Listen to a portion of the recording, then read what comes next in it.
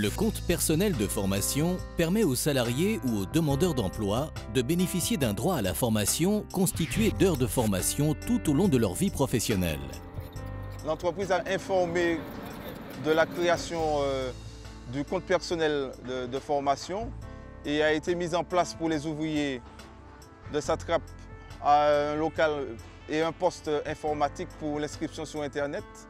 Parce qu'il y a eu une forte demande des ouvriers au niveau de formation et en tant que délégué de personnel, j'ai été informé de tout cela pour être là dans les inscriptions où il y a des ouvriers certainement qui n'ont pas le nécessaire pour s'inscrire par Internet et les aider à créer ce compte. Comment s'inscrire, comment rentrer la quantité d'heures pour mieux voir comment gérer les heures de formation et aussi qu'est-ce qu'ils vont faire, qu'est-ce qu'ils doivent faire comme formation.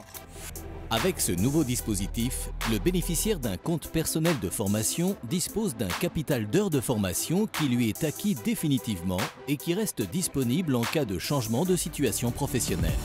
Ce dispositif CPF recadre le parcours de formation du salarié dans la mesure où toutes les formations ne sont pas éligibles au compte personnel de formation. Donc la formation devra s'inscrire dans un parcours certifiant.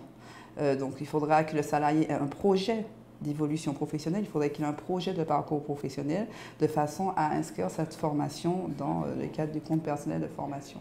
Donc la loi nous donne deux options. Donc soit elle laisse la gestion du compte personnel de formation à la charge de l'employeur, soit l'employeur peut confier cette gestion à son OPCA. La Satrape, on a fait le choix de confier la gestion du compte personnel de formation à Constructis. Moi, je les accompagne, j'accompagne les salariés, mais en soutien, en appui avec Constructis. C'est-à-dire que c'est la conseillère de Constructis donc, qui les guidera en termes de choix de formation. C'est elle qui leur indiquera de comment on calcule le nombre d'heures, comment ça se passe en termes de demande d'autorisation, de choix de formation. Et donc nous, ça nous évitera la surcharge de travail que ça représente. La valorisation des compétences au sein de Satrape s'inscrit dans notre stratégie. Maintenant, le défi qui nous reste à relever, c'est de pouvoir trouver une cohérence, un équilibre entre le compte personnel de formation et les dispositifs de formation qui existent déjà au sein de notre société. Accompagner les entreprises pour qu'elles apportent une information fiable à leur personnel, bien les conseiller pour leur offrir une assistance de qualité, c'est le défi à relever par les acteurs de la formation pour réussir l'intégration du compte personnel de formation auprès des salariés. Au niveau d'Opcalia, nous intervenons au quotidien auprès des entreprises. Notre rôle, c'est de les conseiller, de les accompagner, notamment dans le cadre de la mise en place du CPF. Donc nos conseillers formation rencontrent les entreprises, rencontrent les salariés et sont amenés à répondre à leurs questions, voire à anticiper leurs besoins. Ça, c'est une chose importante. Ensuite, nous mettons en place, et nous avons également, courant avril, des ateliers sur le CPF et des ateliers pratiques. Vraiment, nous prenons des cas pratiques et nous les analysons avec les entreprises de sorte à ce qu'elles puissent s'approprier le CPF de façon très concrète, opérationnelle, et ensuite qu'elles puissent déployer la démarche en lien avec leurs salariés. Puisque bien entendu, c'est le salarié qui est vraiment à l'origine de la démarche, qui est l'acteur principal du CPF. Cela étant, en particulier pour le CPF sur le temps de travail, il y a un lien fort entre l'entreprise et son salarié pour construire la démarche. Nous avons aussi mis en place des outils méthodologiques en fait, au niveau d'Opcalia, notamment un quiz qui permet aussi de s'entraîner parce que le CPF, c'est un dispositif qui a priori est relativement simple, mais en réalité peut contenir une certaine complexité.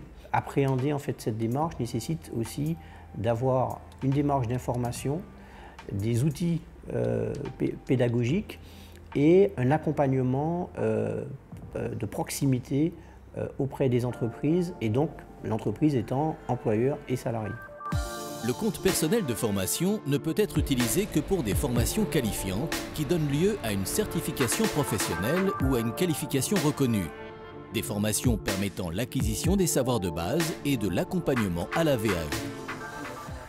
Depuis le 5 janvier, tout individu a pu activer son compte personnel de formation. Donc en inscrivant son solde DIF, puisque on va d'abord commencer par ça, et il a accès également à une liste de formation. La première liste aujourd'hui qui était sur le portail du mois au 5 janvier, c'était la liste nationale, qui elle a été établie depuis le mois de décembre.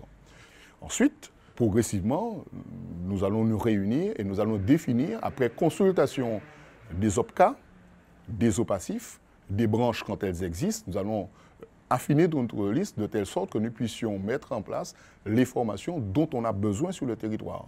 Mais je rappelle que la condition nécessaire, c'est qu'il faut que la personne ait ouvert son compte, ait inscrit son solde de DIF, et à partir de là, cette personne-là peut aller rencontrer son référent. Premier référent naturel pour un salarié, c'est l'entreprise. Celui-ci pourra l'envoyer soit vers un opérateur du conseil en évolution professionnelle, ou si la personne est un demandeur d'emploi, il ira voir Pôle emploi ou le fonds GESIF éventuellement. Ce sont ces acteurs-là qui vont l'orienter et l'accompagner dans sa démarche de construction de son parcours professionnel et du choix de sa formation. Pour accéder au service Internet et consulter les informations personnelles de son compte personnel de formation, il est nécessaire de s'inscrire sur le portail. Pour ce faire, le titulaire doit cliquer sur « Mon compte de formation », saisir son numéro de sécurité sociale, son nom et son prénom. Un mot de passe sécurisé choisi par le titulaire doit être aussi enregistré.